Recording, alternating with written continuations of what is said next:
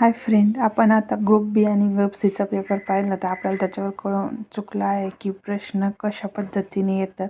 तर आपण एक उपक्रम केला आहे की आपण आता हिस्ट्रीची सामग्री तयार करण्यासाठी आपण 8वीच्या स्टँडर्डचे काही IMP टॉपिक्स आज घेतले आहे.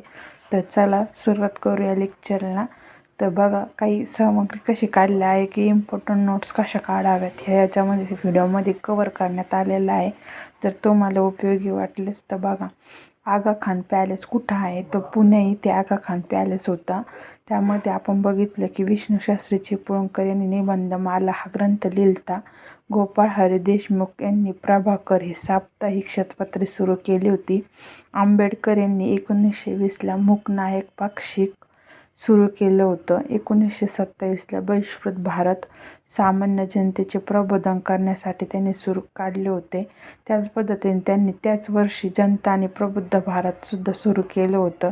आता प्रबोधन म्हणजे काय? तर 13 ते 16व्या शतकामध्ये जो आधुनिक युगांचा पाया घातला गेला आणि ज्याच्यामध्ये मानवतेवादाला चालना मिळाली त्याला प्रबोधन असे म्हटलं गेलं.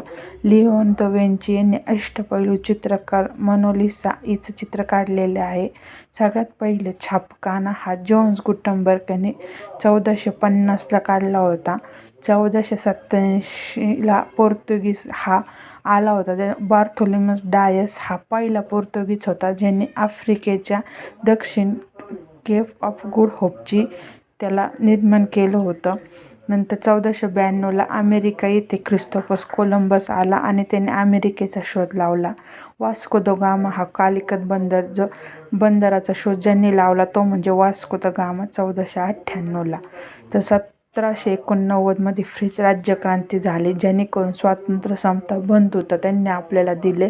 नंतर 1600मध्ये ईस्ट इंडिया कंपनीची स्थापना झाली. ईस्ट इंडिया कंपनीची पहिली वखार कुठं? तर सुरत इथं झाली आणि त्याला परवानगी कोणी दिली होती? तर जहांगीर यांनी त्याला परवानगी दिली होती.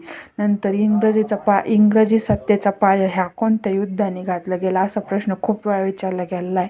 तर 1757ला प्लासीचं युद्ध झालं आणि ह्या प्लासीच्या युद्धानेच इंग्रजांचा पाया घातला गेला.